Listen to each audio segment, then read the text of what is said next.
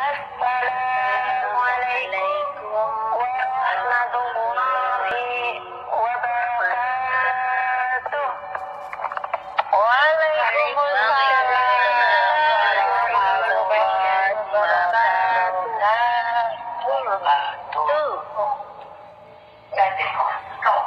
Terima kasih atas kesempatan yang diberikan kepada kami, keluarga Anggrek Merah.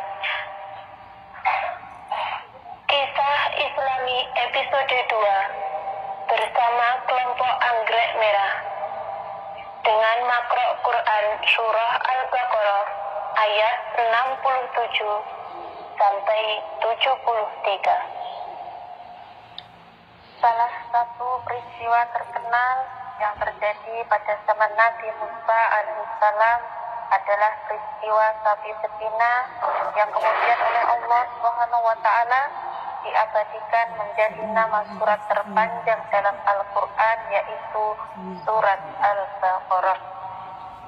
Mengutip riwayat dari Ubaidah As-Salmani, Ibnu Katsir dalam kitab tafsirnya menuturkan di kalangan Bani Israel ada seorang laki-laki kaya raya yang tidak punya anak.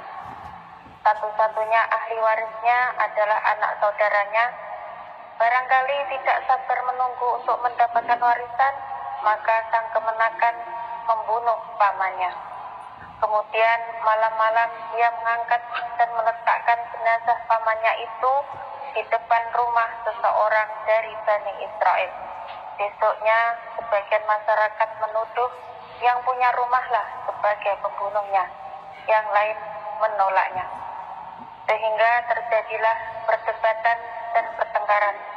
Seseorang mengusulkan agar mendatangi utusan Allah Musa dan menanyakan kepadanya siapa yang membunuh lelaki tersebut. Mereka menyatakan, "Wahai Musa, engkau Nabi Allah, maka tanyakanlah kepada Allah siapa yang membunuh lelaki itu." Lalu Nabi Musa alaihissalam memohon kepada Allah Subhanahu wa taala. Allah Subhanahu wa taala kemudian menyuruh mereka menyembelih seekor sapi betina. Allah Subhanahu wa taala berfirman, A'udzu billahi minasy syaithanir rajim. Bismillahirrahmanirrahim. Wa idh qala Musa liqaumihi inna Allaha ya'murukum an tadhbahu baqarah. Qalu atattakhidhuna huzwa. Qala a'udzu billahi an akuna minal jahilin. Dan ingatlah ketika Musa berkata kepada kaumnya, sesungguhnya Allah menyuruh kamu menyembelih seekor sapi betina. Mereka berkata, apakah kamu hendak menjadikan kami buah ejekan? Musa menjawab, aku berlindung kepada Allah agar tidak menjadi salah seorang dari orang-orang yang jahil. Quran Surah Al-Baqarah ayat 67. Mendapatkan perintah untuk menyembelih sapi betina, mereka langsung memberikan reaksi negatif. Mereka menuduh Musa mempermainkan atau mengolok-olok mereka. Barangkali dalam pikiran mereka, apa hubungannya mencari sang pembunuh dengan menyembelih seekor sapi betina? Sekalipun sudah banyak peristiwa hebat-hebat dan luar biasa mereka lalui bersama Musa, tetap saja Bani Israel itu belum mempercayai Musa sepenuhnya. Menerima tuduhan mengolok-olok, Musa berlindung kepada Allah agar tidak menjadi orang jahil, karena orang jahillah yang suka mengolok-olok orang lain. Musa berkata, aku berlindung kepada Allah agar tidak menjadi salah seorang dari orang-orang yang jahil. Dipilihnya sapi untuk disembelih bisa kita hubungkan dengan peristiwa penyembahan sebagian dari Bani Israel terhadap patung anak lembu yang dibuat oleh Samiri. Untuk mengikis habis sisa-sisa kultus terhadap sapi dari hati dan pikiran mereka, maka mereka diperintahkan untuk menyembelih sapi. Sebenarnya dengan mudah mereka bisa mencari seekor sapi mana saja lalu menyembelihnya sesuai perintah Allah yang disampaikan oleh Musa. Tetapi mereka malah bertanya lagi tentang sifat sapi yang akan disembelih itu. Allah Subhanahu wa taala berfirman, Bismillahirrahmanirrahim. Qalu ud'u lana rabbaka yubayyin lana ma hi. Qala innahu yaqulu innaha baqaratun la faridun wa la bikr. Awanun baina dhalik faf'alu ma tu'marun. Mereka menjawab, mohonkanlah kepada Tuhanmu untuk kami, agar Dia menerangkan kepada kami, sapi betina apakah itu? Musa menjawab, sesungguhnya Allah berfirman bahwa sapi betina itu adalah sapi betina yang tidak tua dan tidak muda, pertengahan antara itu. Maka kerjakanlah apa yang diperintahkan kepadamu. Quran Surah Al-Baqarah ayat 68. perhatikan kembali kalimat yang mereka gunakan, mohonkanlah kepada Tuhanmu.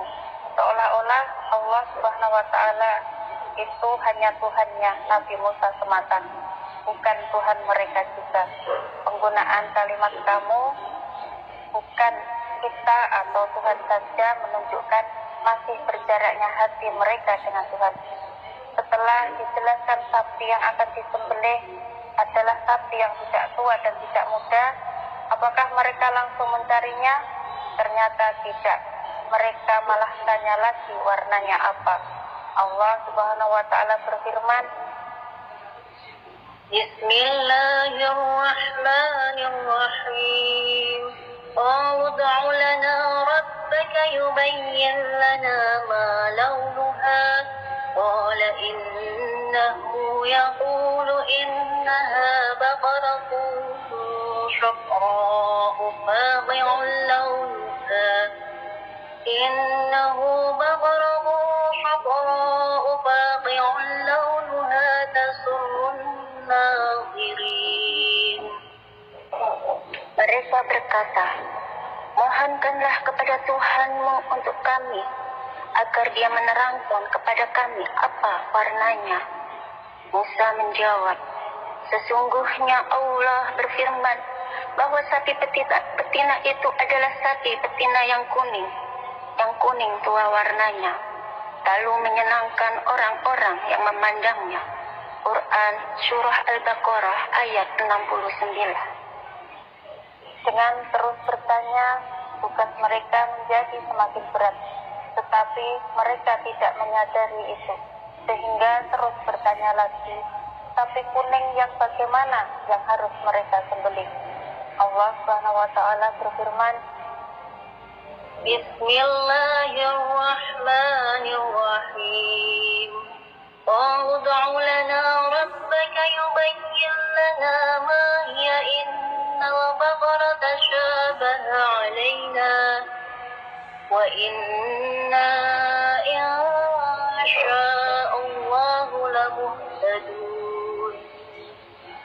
Mereka berkata, mohonkanlah kepada Tuhanmu untuk kami, agar Dia menerangkan kepada kami bagaimana hakikat sapi betina itu, karena sesungguhnya sapi itu masih samar bagi kami, dan sesungguhnya kami insya Allah akan mendapat petunjuk untuk memperoleh sapi itu.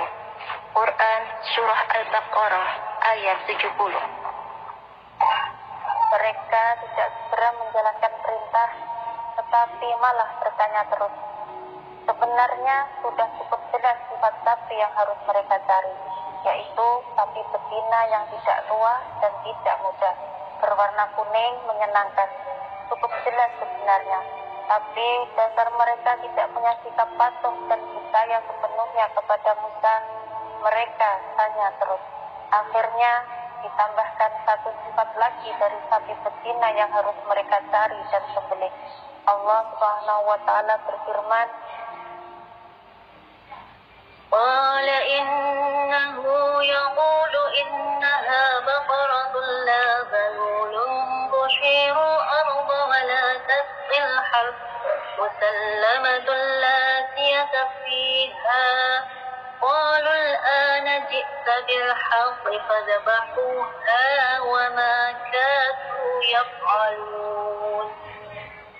Musa berkata, sesungguhnya Allah berfirman bahwa sapi betina itu adalah sapi betina yang belum pernah dipakai untuk membajak tanah dan tidak pula untuk mengairi tanaman, tidak bercacat dan tidak ada belangnya. Mereka berkata, sekarang barulah kamu menerangkan hakikat sapi betina yang sebenarnya. Kemudian mereka menyembelihnya dan hampir saja mereka tidak melaksanakan perintah itu. Quran Surah Al-Baqarah ayat 71.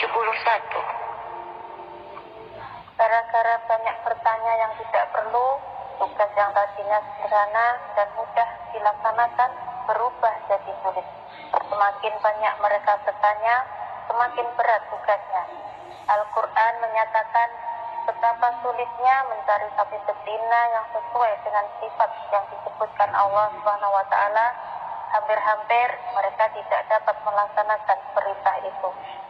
Pelajaran penting bagi kita sekarang ini untuk tidak meniru sifat buruk Bani Israel ini. Bertanya karena tidak tahu boleh saja.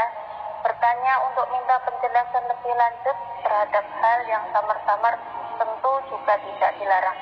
Tetapi mempertanyakan sesuatu yang sudah jelas seperti pertanyaan Bani Israel tentang sapi betina itu tentu akan mempersulit diri sendiri.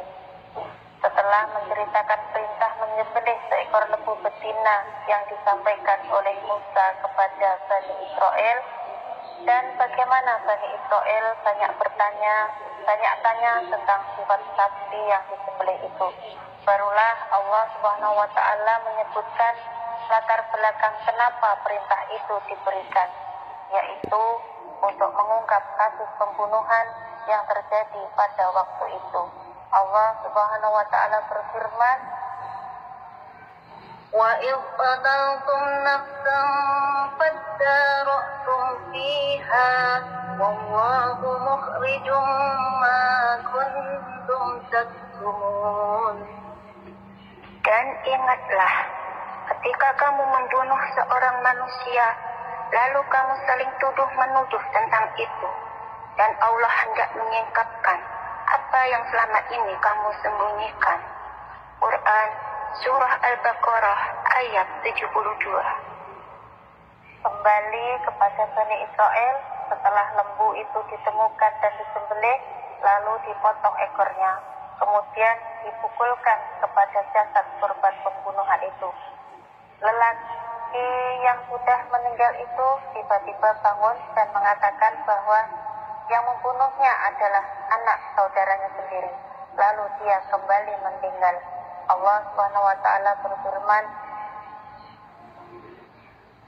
فَاضْرِبُوهُ بِبَعْضِهَا كَذَلِكَ يُحْيِي اللَّهُ الْمَوْتَى وَيُرِيكُمْ آيَاتِهِ لَعَلَّكُمْ تَعْقِلُونَ. Lalu kami berfirman, pukullah mayat itu dengan sebagian anggota sapi betina itu. Demikianlah Allah menghidupkan kembali orang-orang yang telah mati dan memperlihatkan padamu tanda-tanda kekuasaannya agar kamu mengerti. Quran Surah Al-Baqarah ayat 73. Demikianlah Allah Subhanahu wa ta'ala memperlihatkan kekuasaannya menghidupkan orang mati. Ayat ini menjadi salah satu bukti di samping bukti-bukti lain bahwa Allah Subhanahu wa ta'ala akan menghidupkan kembali seluruh umat manusia di akhirat nanti.